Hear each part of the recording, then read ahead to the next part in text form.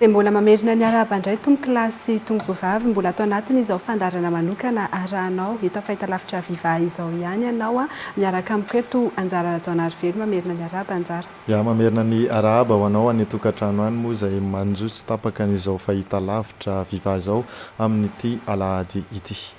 Araka izany Anjara Rajaonarivelo dia manambahiny indray isika eto amin'ny fahitalavitra Viva amin'izao fotoana izao dia ny médecin lieutenant colonel Ravaoavy Arniaina, commandant ny brigade d'intervention spéciale Covid-19. Miarabanao tompoko. Manao tompoko miaraba ny Anjara koa dia miaraba ny mpieno any tokantrano any sy mpijery. Ya, araky ny efa nambarako teo dia ianao no commande ny brigade d'intervention spéciale ny Covid-19. Fantaniana voalohany tompoko hoe inona tokoa moa zany ity hoe brigade d'intervention spéciale Covid-19 ity? Ya, ny brigade d'intervention spéciale Covid-19 zany dia baiko avy any Andriamatompo minisitra moa no niraisina nametrahana anazy dia andeha anampy an'ireo namana mpiara-miasa dokotera civil sy anamafy izay fiara-miasa izay mba hiadina amin'ity virus Covid-19 ity. Napetraka ao amin'ny tobiny RMA zany ankehitriny dia ny médecin militaire sy ny infirmier militaire no miara-miasa ao anatiny zay zany no constitué zay ny élément constitué ny les brigades. Hatramin'ny oviana no nipetrahany izay brigady manokana izay? Hatramin'ny latsinainy tamin'ny 4 hariva zany no nipetraka ny brigady. Raha ny fahitana azy dia nareo nivon'ny folo alindano miandraikitra ve an'ity brigade d'intervention spéciale ity tafika irery any ve no hitao sa ahitana an'ireo folo alindano telo tota izay misy eto amintsika ao anatin'izay hoe manampy ny mpitsabo izay ao anatin'izao fetrehana ny ady ho an'ny iadina amin'ity coronavirus ity izao. Araka ny tafika sy ny gendarmerie zany ny infirmier zany misy élément avy amin'ny gendarmerie dia ny élément avy amin'ny tafika malagasy zay zany no mameno an'io brigade io izay mizarazara cellule maromaro moa zany zay fa misy an'le élément d'investigation sy transfert no mizara équipe be da be no alefa mandeha sur terrain rehefa tonga ny fiantsony zay ho azafainao ihany moa. Efa nentinao teo moa tao anatin'ilay fanazavana kely fampidirana teo hoe manampy anareo an'ilay mpitsabo. Karazany tony ahoana zany izay tena hoe asa sahanin'ny brigade d'intervention spéciale zay Covid-19 zay amin'izao fotoana izao hoe rehefa mahazo antso tahaka ny ahoana nareo no mandeha manao an'ilay iraka iza ny maniraka anareo anatotosa an'izay iraka izay? Ny 914 ny appel avy amin'ny 914 zany antso avy amin'ny 914 no tanterahanay. Io antso io zany dia maromaro kay hono zany ny antso anatiny ao io fa misy partie c'est momba ny fahasalamana zany cas suspect sy mety cas urgent izay no alefan'ny ministère ny poste télécommunication aty aminay dia izay zany no traitevanay alefan'ny zareo sous forme na Excel le zany dia à partir an'izay zany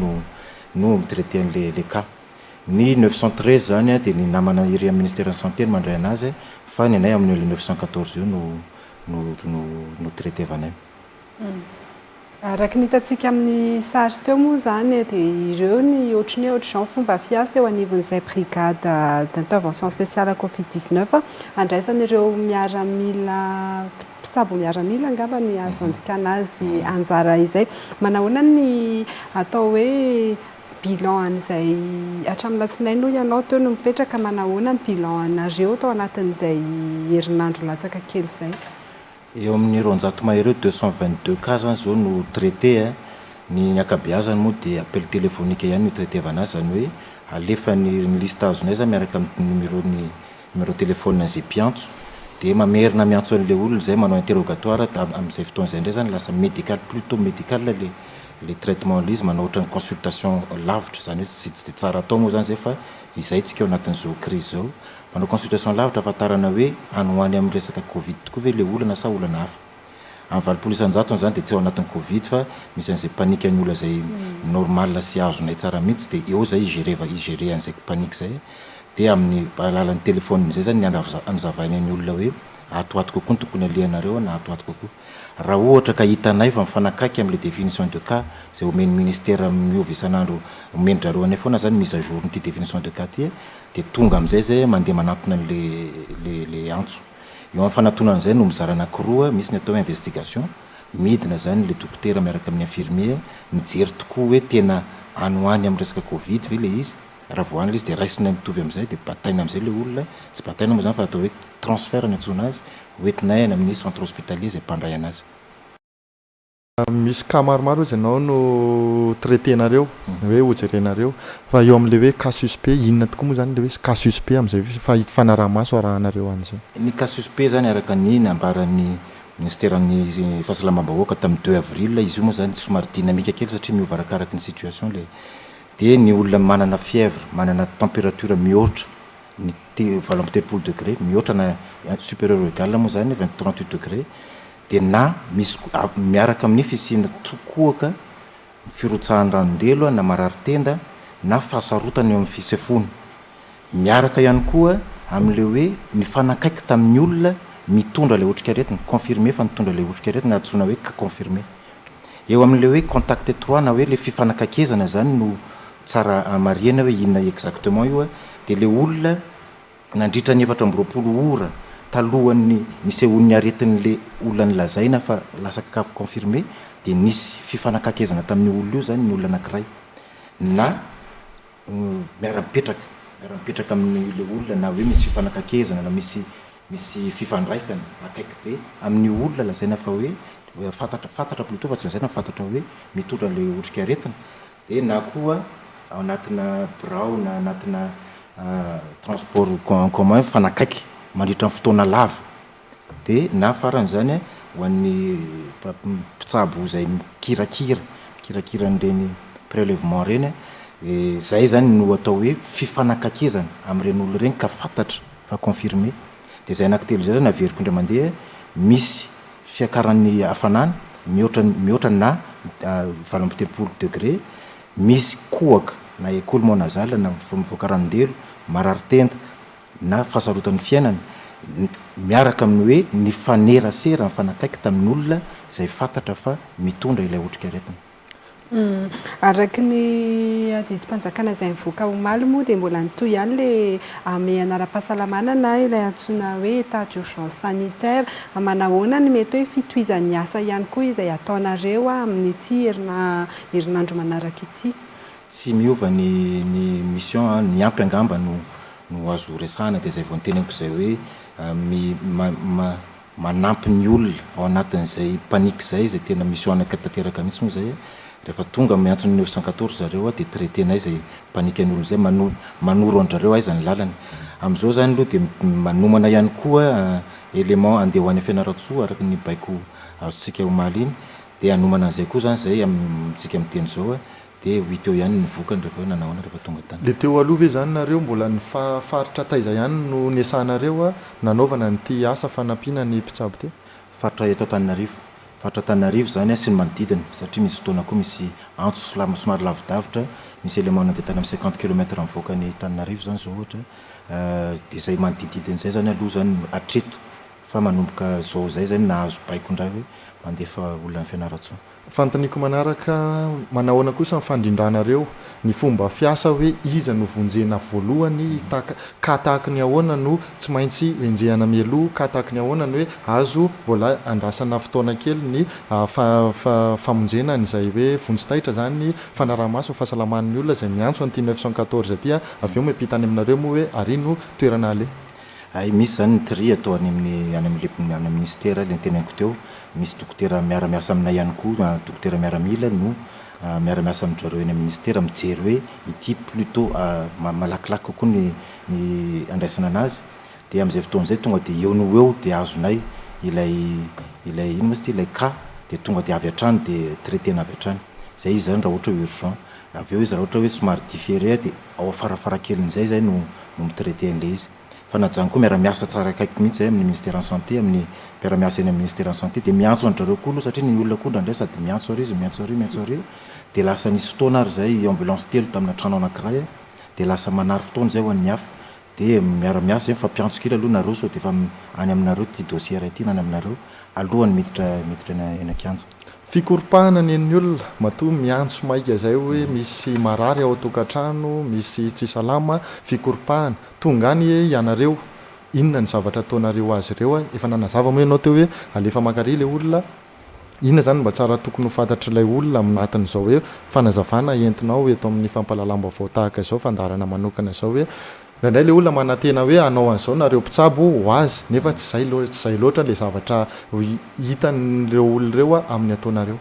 Ya zay mihitsy no tsara marina fa tena eo zay zany a andamina zay fikoropahany olona zay no antom-pisinay zay no mahatonga le hoe miantso zay aloha miezaka mahafantatra ny zavatra miseho am'le olona alohany anaovana descente matoa zay tonga eny akianjy de efa mieritreritra zay hoe misy zavatra tokony ho atao amin'iny olona anankiray iny de araka andresahako teo hoe ity définition de cas ty no ianganay ao anatin'ity définition de cas ty zany nitondrana hoe ty olo ty tokony hoentina na tsy hoentina momba ny test ny momba ny test zany de tsy brigade no manao test zay zany tsy manao test ny araka ny efa voalaza tamin'ny momba ny test rapide iny tsy diraka ny fa ny zareo tompon'andraikitra no miresaka anazy fa izahay zany rehefa mieritreritra fa ao anatin'ity cas suspect ty de hoentinay le olona amin'ny toerana ahafahany manao test zay le izy zany zay no fandeha de misy définition kely mihitsy zay rehefa fotoana manahoana no atao le test.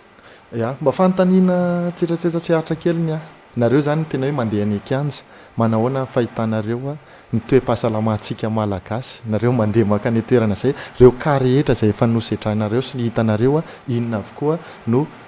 tranga zay mety hoe tena mba setrainareo tao anatin'izay asa nanampianareo mpitsabo amin'izao fetrehantsika ny covid-19 zao. Ny fahitana azy aloha zany de maromaro ny panique zay aloha zany no hita raha pourcentage ndresana maromaro zany le panique kokoa no le tena hoe sositra aretina de araka ny teneniko teo hoe zay no maheto anay andeha gérer an'zay panique zay ny mino koa fa ohatrohatr'izay koa ny hita ny namana sasany zay miara-miasa aminay dokotera miasa sasany satria zay mifanakaikikaiky any de fantatra tsara hoe somary ny enahena kely zay appel zay tanatin'ny 7 orana katy noho ny teo aloha zay aloha zany zavatra hita na avy any amin'ndrareo koa raha somary ny eny zay nombre d'appel zay zay zany ny constatation anay atreto hoe zay mo eo 7 ambany 7 ora eo foana miainga amin'izay hoe constant teneninao teo zay panika inona ny fanentanana hoentinao any atokantrano mba hoe tsy betsaka tsony izay hoe panika de lasa mioccupé an'le ligne fotsiny amin'le panika inona ny fanentanana azonao hoentina amin'ny any atokantrano amin'izao fotoana izao. Ny fanentanana azoko hoentina zany de le voateniko teo le hoe cas suspect le mety